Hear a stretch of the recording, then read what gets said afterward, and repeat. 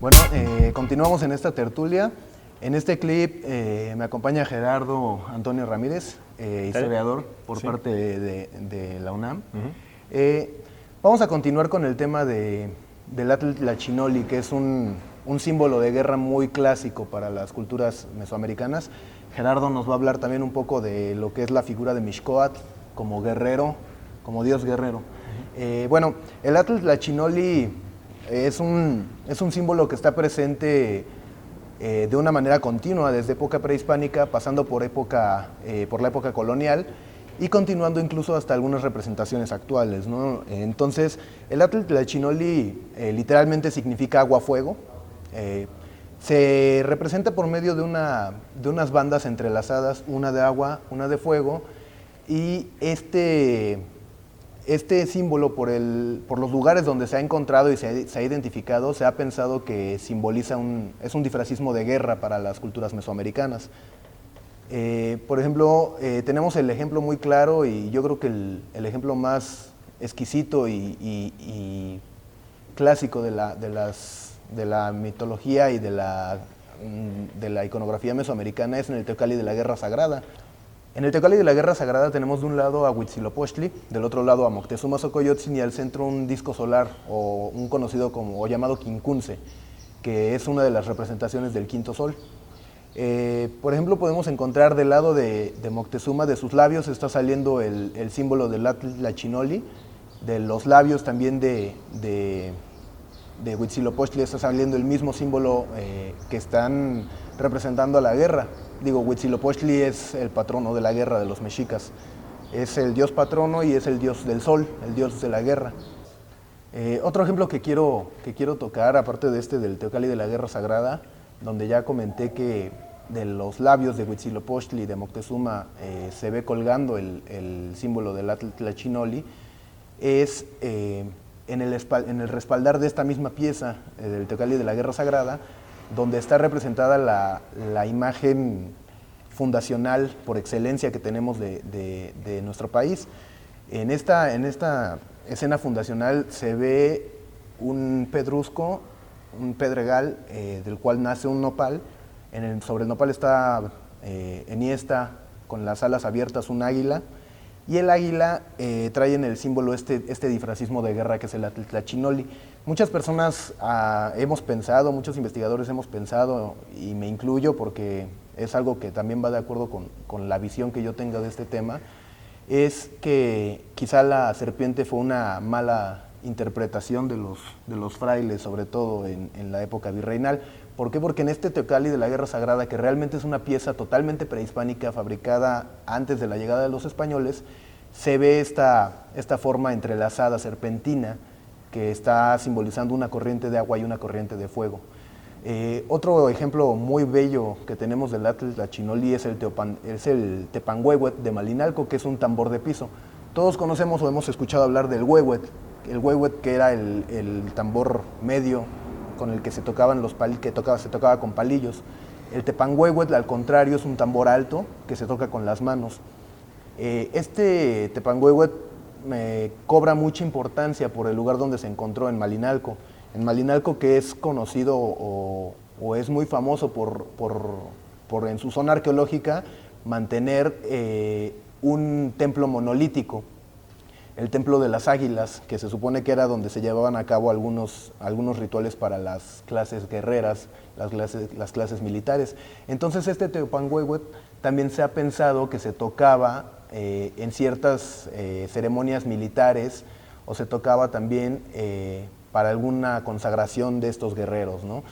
En este Tepanhuehuet es algo muy importante porque ya lo mencionó Gerardo en el clip anterior, las órdenes de los guerreros águila y los guerreros jaguar. Bueno, este Tepanhuehuet marca un punto importante donde se puede buscar una relación entre estos dos temas.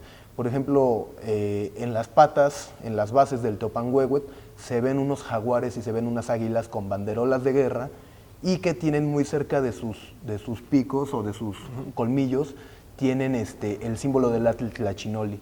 Incluso el águila que sale en el Tepanhuehuet está fabricada por medio de un motivo entrelazado que se ha interpretado también como una Tlachinoli, recordando que el águila era un animal solar por excelencia, patrono del señorío mexica y muy relacionado directamente con Huitzilopochtli, ¿no?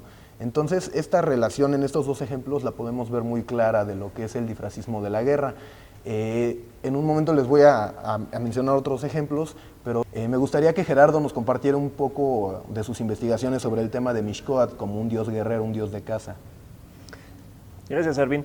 Bueno, la figura de Mixcoatl es sumamente interesante. Como hemos venido comentando en la ocasión anterior, las deidades se dan algunos préstamos entre ellas. En ese caso, a Mixcoatl vamos a encontrar asociado a veces con Camaxtli, que es la deidad tutelar de los tlaxcaltecas, así como con Xipetote, con la deidad de la agricultura, aunque eso, o bien de la renovación vegetal, pero eso ya en un contexto un poquito más ritualizado. A Mixcoatl lo podemos tener como el arquetipo del cazador, es decir, la persona, la figura masculina que provee, que da el sustento al grupo en general, y que justamente sus símbolos van a ser usualmente el arco y la flecha, o bien el lanzadardos o aclacl, junto con las flechas en lo sucesivo. Es una figura que se confunde entre los primeros mitos, puesto que en uno de los cuales, Tezcatlipoca, dicen, cuando renueva el cielo y la tierra con este Quetzalcóatl, se convierte en él e inicia lo que sería un momento de caza, y a lo cual se le asocia también a la figura del venado. El venado, vale la pena destacarlo, también es un animal asociado con el sol. En contraste con el conejo, que con eso también se le puede representar como figura, pero el conejo, como bien sabemos, está del otro lado, es decir, asociado al inframundo y a los Enzontotochtin, es decir, a los dioses del pulque.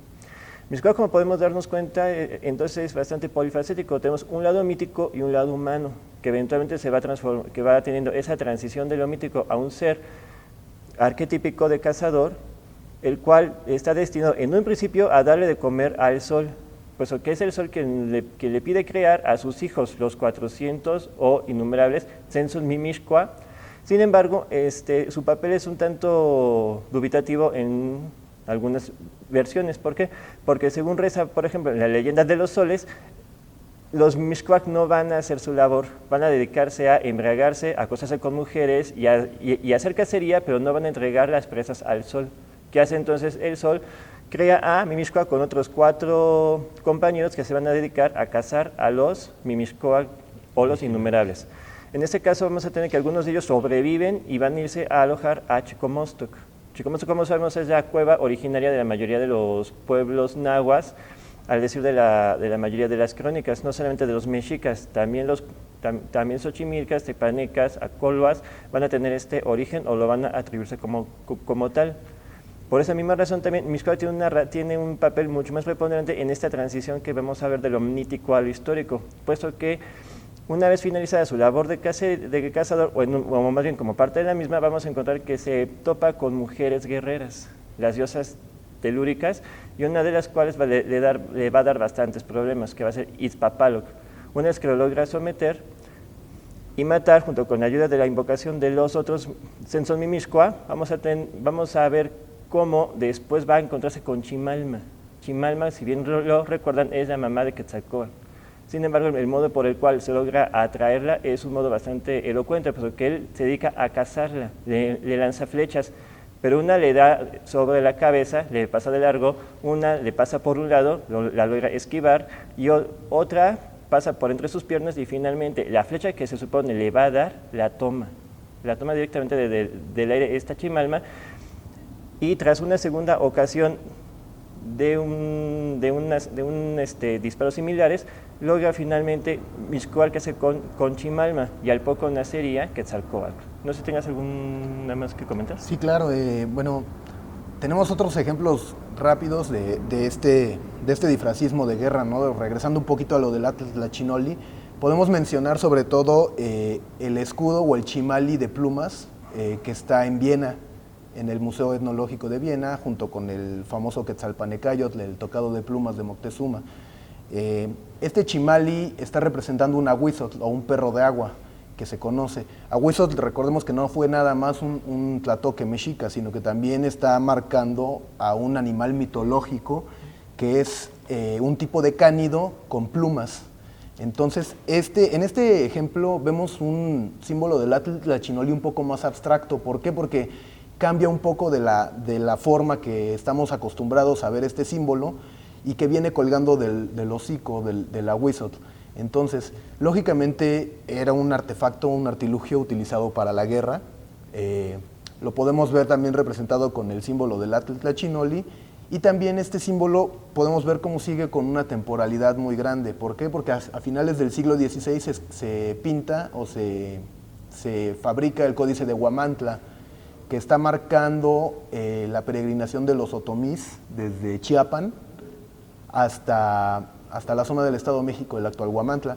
En este lugar, en este códice, se ve un grupo de dos bandos de guerreros que están lanzándose flechas, están enfrascados en una batalla y están separados precisamente por este motivo serpentino que es el disfrazismo de guerra, como es el Atl Tlachinoli. Voy a ahondar un poquito más en este tema en el siguiente clip. Gerardo también nos va a platicar un poquito más de lo que es la mitología y la pictografía bélica para las culturas mesoamericanas. Muchas gracias.